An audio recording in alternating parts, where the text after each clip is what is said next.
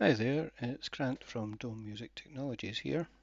I just wanted to do a quick video on why there are boost, cut and normal switches for each of the oscillators on Bully bass oscillators.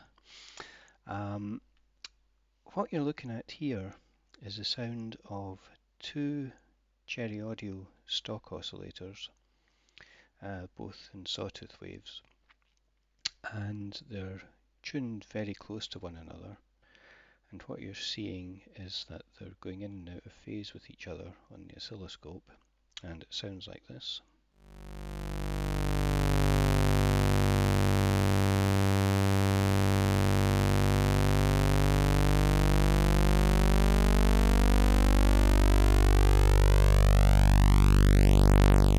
And if you look at the spectrum analysis up at the top here, you'll see that there are peaks and troughs on all the harmonics.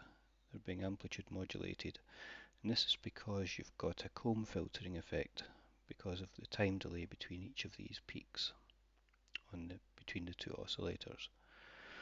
I'll try and slow down the speed that the two oscillators are going to one another. You can see if we can see the classic comb filter shape as it approaches and passes the peak here. So you can see all these comb notches, and then as the peaks pass, it becomes like flat, and just the perfect profile of a sawtooth wave.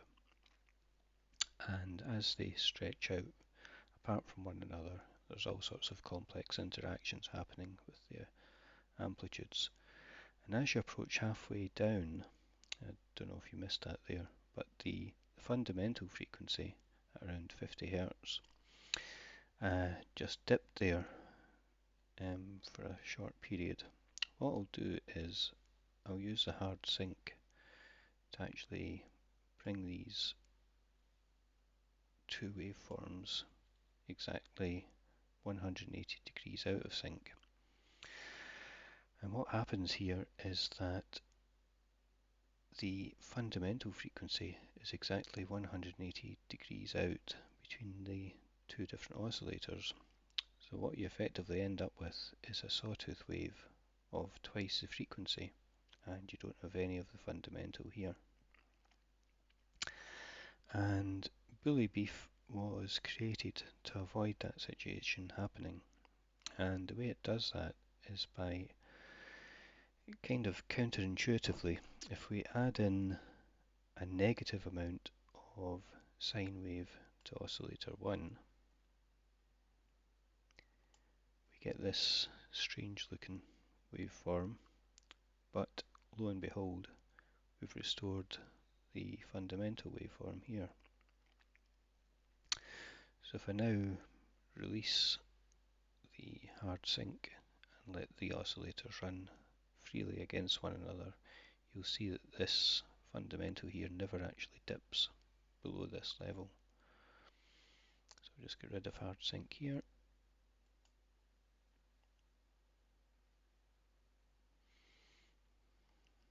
And while all the other harmonics are bobbing up and down and being amplitude modulated, the fundamental just stays steady here, and that sounds like this.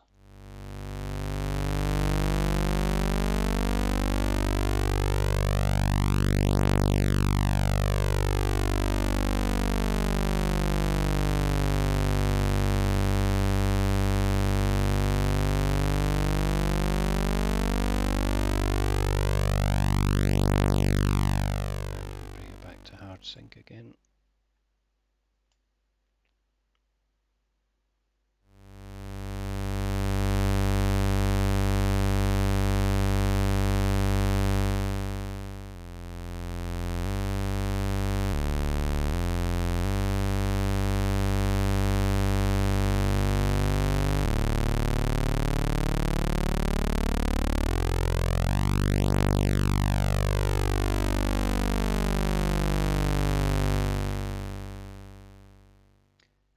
So I hope that kind of explains why the cut position on the bully beef base oscillator module exists.